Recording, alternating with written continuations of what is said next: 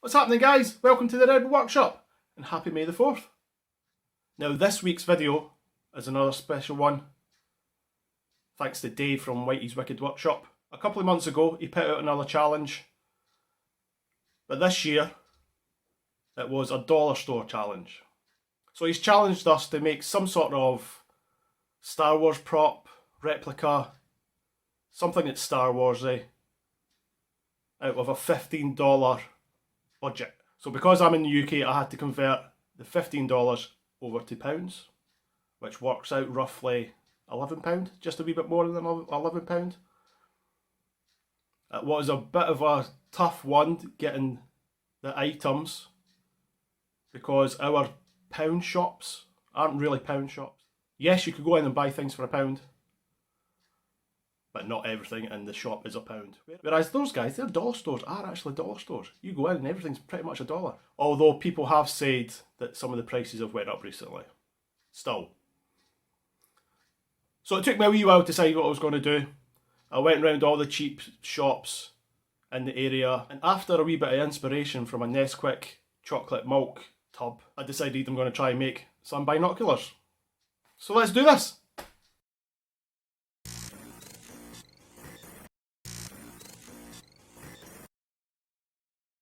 So the rules for the competition were quite simple. You had to make some sort of Star Wars replica prop. Any scale, doesn't matter what scale. You had to stay within a $15 budget, no more than $15. It didn't have to be from a dollar store, it could be from anywhere, as long as you didn't spend more than $15 on the main parts. There was no 3D printing allowed, no laser cutting, etching, things like that. Any free found parts, greeblies, things like that are okay, as long as it was free. So this is what I started with. These are the things that I bought. So I got this Nesquik chocolate milk tub. Originally I was hoping to try and do some kind of companion droid, so I was going to use this as its head, get some legs to put on it, but it was going to be way over budget to do that. But after looking at it, it looks like a similar shape to the Electrobinoculars, so I thought I'd use that, and that's where I'm going with it. Now this cost me £2.50. I then needed to find some lenses. I found these guys, these bug viewers, nice lenses on top. This bigger one cost me £3. The two smaller ones cost me £2 each. I then needed some kind of material to wrap around the tub because I didn't like these grooves. I wanted a flatter area so I could add in some ridges. So I had to find some plasticard, which I managed to do very cheaply at a local hobby shop. This was going cheap because there's a wee crease in it. So this cost me 95p. So altogether the parts that I've bought come out at £10.45, just under budget. Now luckily paint and things don't go towards the cost as well, so that's good. Not that I've got to spend too much on paint because I've already got the paint. But I've already found some greeblies to add in. Again, because these were free, it's not going towards the cost. These are all found parts. Parts of lids and things like that. Yeah, so that's what I'm starting with. So first thing I need to do is cut out the plasticard so I could wrap it round this section round here. And I've already written down how wide it is. So that's the sheet cut out to size. It fits perfectly, almost perfectly. But what I'll do, I'll make sure the seam is underneath, and also we'll put one of the strips of Sintra on top of there, just to cover it up. And that'll give me the flat look that I'm looking for.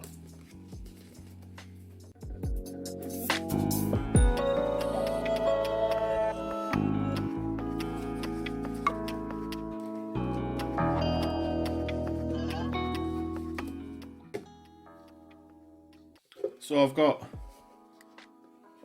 the plastic card wrapped around here, all stuck down. But one thing I need to do is put some bracing inside because it's quite squishy. If you're holding it and you pull it together, it flattens a wee bit. So I've cut out some Foamex Sintra just to shove inside. I'll just glue it inside at a bit of an angle, and that'll help with the rigidity. So that's them glued in. It's not the nicest looking, but they won't be seen anyway. But what I'll do before I seal this all up, I will spray inside with some black just so it looks a wee bit better, so it's not just yellow inside. But yeah, definitely solider now. So next I need to cut out this section. I'm replacing the lid from there to here, sticking that on there. Then I'm going to put some Foamex Sintra on this end, and this will be the front end with the main lens.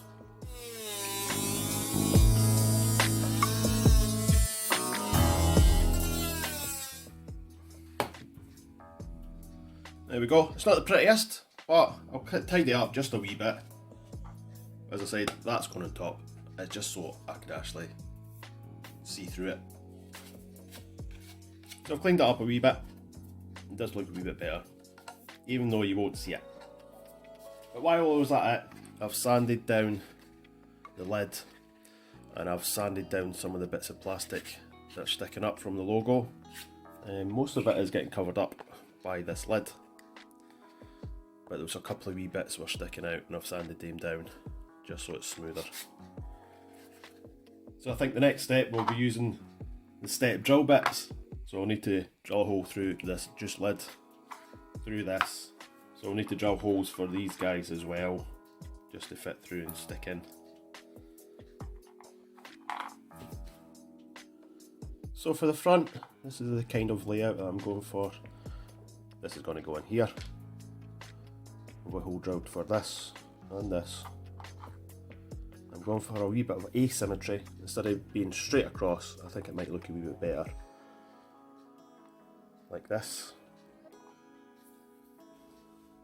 As I've said before, I'm not going for super accurate because it's not the right size. It's a lot smaller. And I think that'll look quite interesting, like that. Don't know where this came from.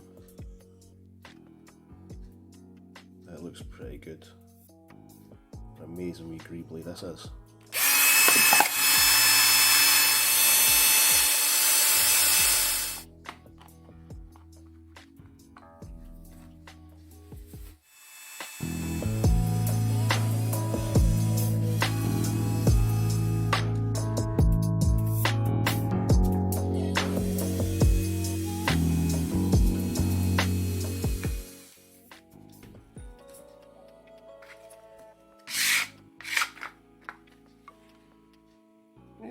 Good enough.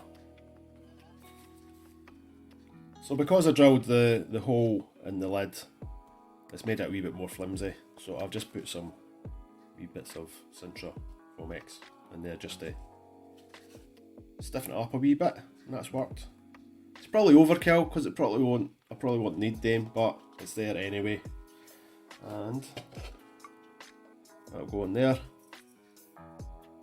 That'll go in there. This will go there, and these will go there. There's the front end. I just need to get this lens out of this lid, which is glued in. So I'll see how I do with that.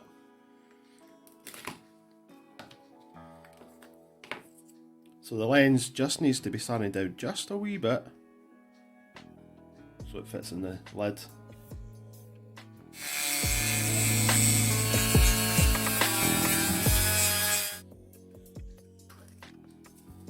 Just a wee bit more.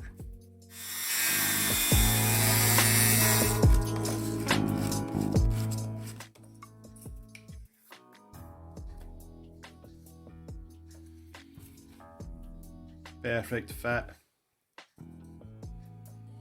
Excellent. So we'll just sand the edges down just a wee bit more and it'll be good. So with the front end pretty much done, I'm now working on the viewing end. So I've just traced round the edge of this and drawn it onto the Sintra Fomex.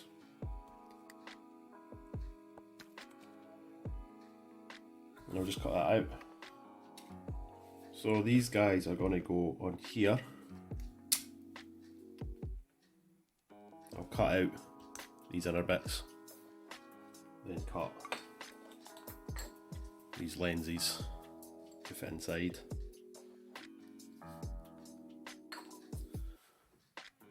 And I've got a couple of wee greeblies just to stick in. I'll have to measure for how wide these need to be apart, roughly. Yeah, I've got a couple of wee bits and pieces just to stick on. Then I need to do the shader that goes on top.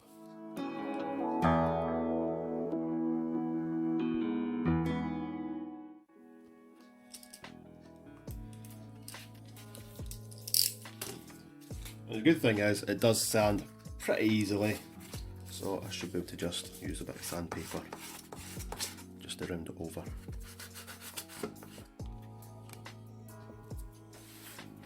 Yeah. So for the eye lens side, I'm going to do a bit of layering, a couple of different layers. So this bit, which is actually thicker than the other ones, will be the base layer, and this will go on top. Then this one, which will get cut out, will then go on top of that. The lenses will go on here, like that. Give it a wee bit of definition, so it's not just a flat area. So I need to cut these bits out.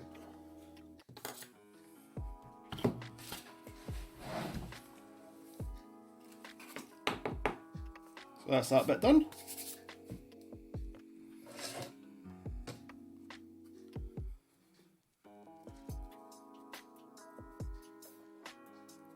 And layer together. It's gonna look quite good.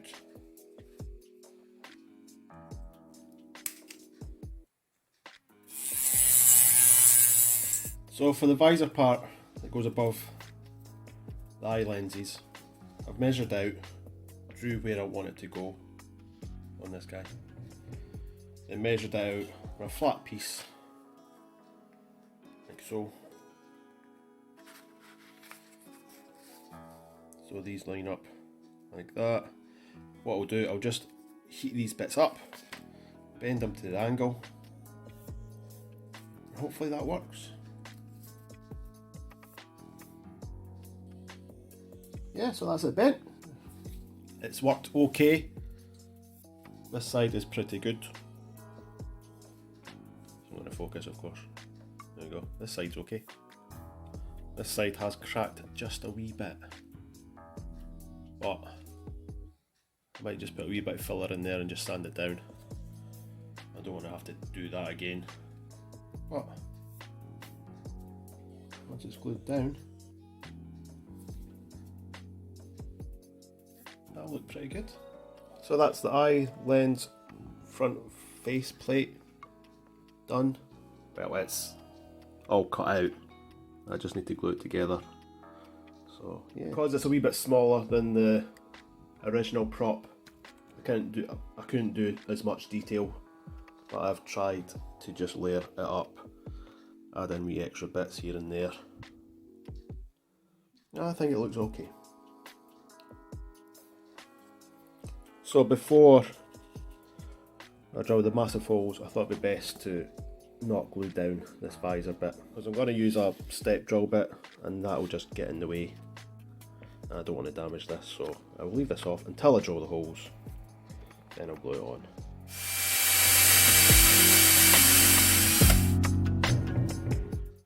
Well, that was a wee bit nerve-wracking, especially when the hole started going off centre. But that's the eye holes drilled, and a little wee I wouldn't call it a happy accident, but because it's a step bit, you can see the different steps in there. You probably won't see that when it's finished, but so I just need to clean up the back.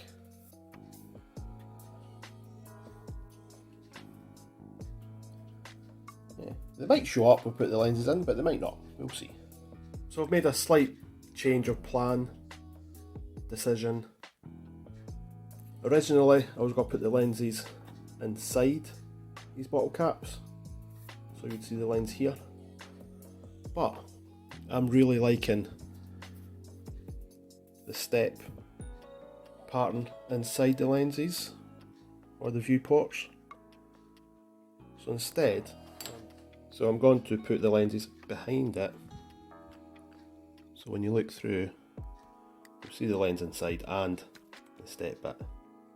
And that'll save me a lot of time trying to cut the lenses down, because that is going to be a pain cutting them down. I know it is. Whereas I could just stick these on the inside.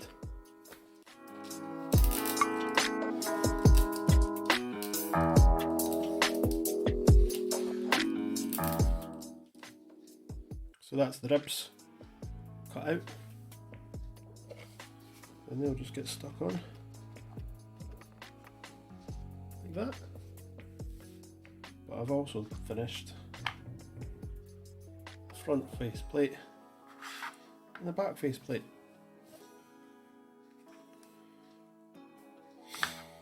Now these just need glued on.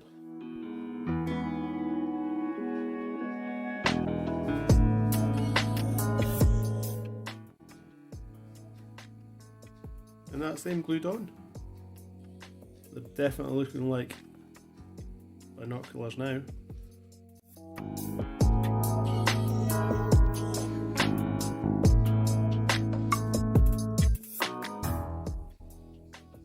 And that's the ribs all glued on, and the top greebly as well.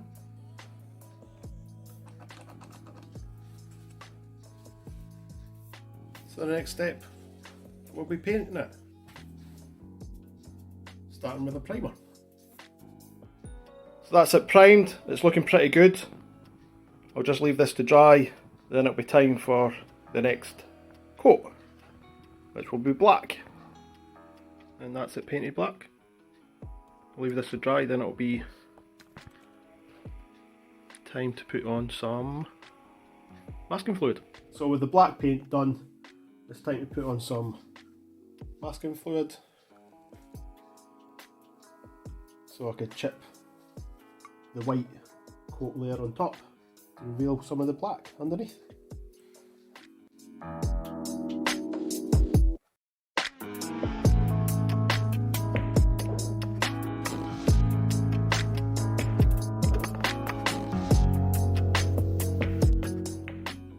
So that'll do for the top. I'll just do the bottom as well now. So that's the white paint done, and it's all dry. Time to remove the masking fluid. So I may as well just start in the middle.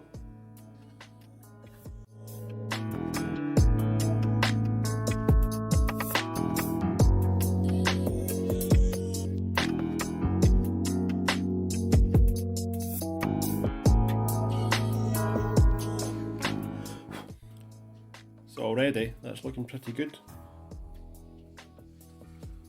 So I'll just carry on finding where I've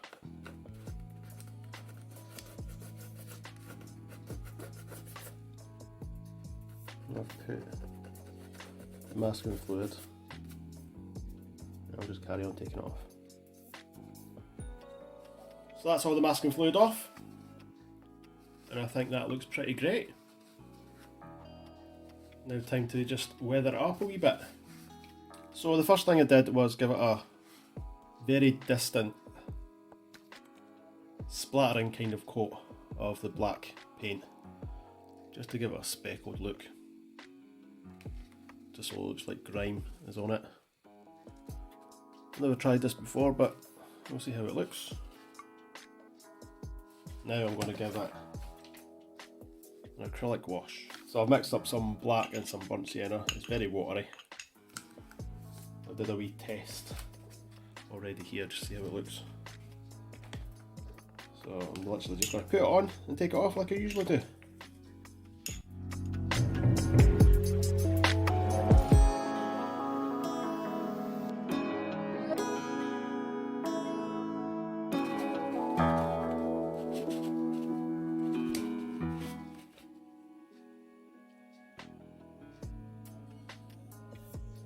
Yeah, that's looking nice and dirty there.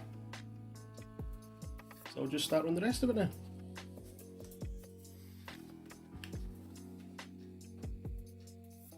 And that's unweathered.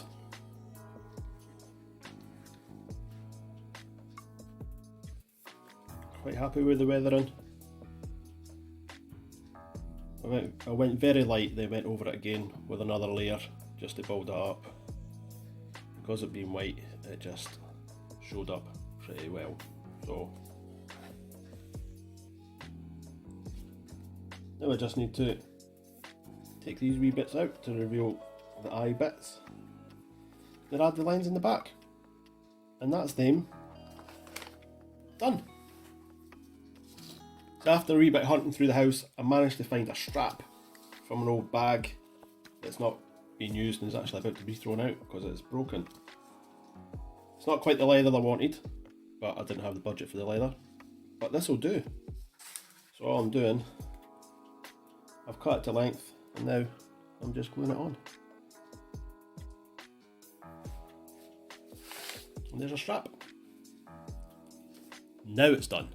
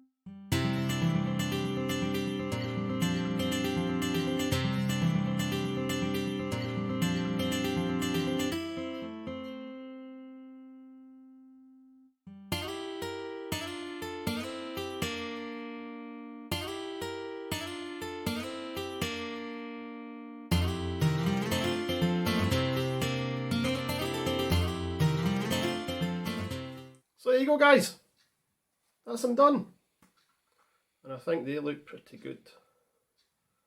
It's turned out pretty well. I'm really happy, and thank you, Dave, for putting out the challenge. I'm sure there'll be other videos that will be coming out at the same time, so keep an eye out for them. I do know Dave is going to be putting a compilation video together showcasing some of the other projects people have done. So keep an eye out for that. Once it does come out, I'll put a wee link in the description below or up here. That way you could go straight to that. But yeah, I think they look pretty good. Now you can't see them through them very well, but at a right angle, kind of to the side, it does work. And I can't believe this cost me less than £11. How crazy is that? As always, guys, thank you for watching. I always appreciate it. Please remember to subscribe, like, and hit that notification button. And I'll see you next time on the Rebel Workshop.